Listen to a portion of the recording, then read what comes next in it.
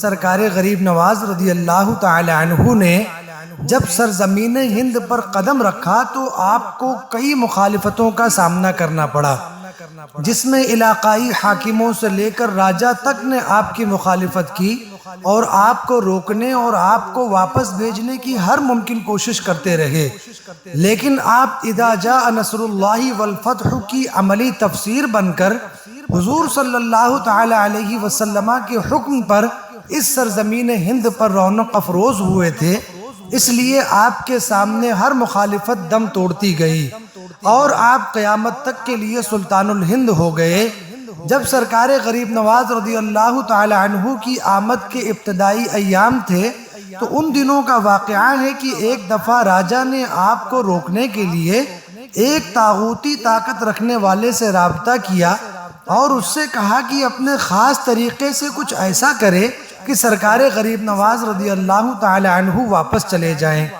یہ طاغوتی طاقت رکھنے والے کا جو واقعہ ہے سرکار غریب نواز کے ساتھ، یہ جوگی جے پال کے پہلے کا واقعہ ہے۔ جب اس کی ناکامی ہو گئی تھی اس کے بعد راجہ نے جوگی جے پال کو خصوصی دعوت کے ساتھ سرکار غریب نواز رضی اللہ تعالی عنہ کے مقابلہ کے لیے بلایا تھا، جس کے بعد جوگی جے پال عبداللہ بیابانی بن گئے تھے۔ تو راجہ نے جب طاغوتی طاقت رکھنے والے سے رابطہ کیا تو اس نے بہت سوچ سمجھ کر کہا کہ یہ فقیر بہت اونچے معیار پر روحانی طاقتوں کے حامل ہیں، ان کا مقابلہ آسان نہیں ہے۔ اس کے باوجود وہ سرکار غریب نواز رضی اللہ تعالی عنہ کے مقابلے میں اپنے ساتھیوں کے ساتھ آیا۔ جس وقت سرکار غریب نواز رضی اللہ تعالی عنہ کے پاس وہ آیا تو خادم نے آ کر سرکار غریب نواز کے روبرو سارا واقعہ بیان کرتے ہوئے بتایا کہ حضور، باہر کچھ طاغوتی طاقت رکھنے والے لوگ آئے ہوئے ہیں اور وہ ہم پر اپنی طاقتوں کا استعمال کرنا چاہتے ہیں۔ تو سرکار غریب نواز رضی اللہ تعالی عنہ نے فرمایا کہ ان کی کوئی طاقت ہمارے اوپر کام نہیں کرے گی اور ان کا جو نمائندہ، جو ان کا بڑا ہے، اللہ تبارک و تعالی اسے راہ راست پر قائم فرما دے گا۔ یہ فرمایا اور نماز میں مشغول ہو گئے۔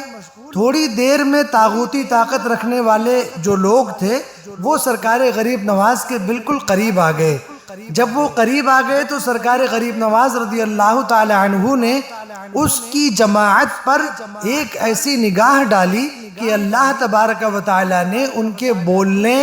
اور چلنے کی طاقت کو سلب کر ہی دیا اور وہ سب اپنی جگہ رک گئے۔ ان کی زبانوں پر تالے لگ گئے۔ جب وہ کچھ بولنے کی کوشش کرتے تو ان کی زبان سے ذکر حق جاری ہو جاتا۔ طاغوتی طاقت رکھنے والوں کے سردار پر حضور سرکار غریب نواز رضی اللہ تعالی عنہ نے ایک ایسی خاص توجہ کی نظر ڈالی کہ اس کی کیفیت یہ ہوئی کہ اس پر کچھ ایسی دھن سوار ہو گئی کہ وہ اپنے ہی ساتھیوں کو مارنے لگا، حتیٰ کہ اس کے سارے ساتھی بھاگ گئے۔ جب وہ تنہا رہ گیا تو سرکار غریب نواز رضی اللہ تعالی عنہ نے اس کو ایک پیالہ پانی عطا فرمایا۔ یہ پانی اس کا پینا کیا تھا کہ اس کے دل سے کفر و ظلمت دور ہو گئی اور وہ سرکار غریب نواز رضی اللہ تعالی عنہ کے قدموں میں آ گیا۔ حضور سلطان الہند سرکار غریب نواز رضی اللہ تعالی عنہ نے ان کو کلمہ پڑھایا اور ان کا نام شادی دیو رکھا۔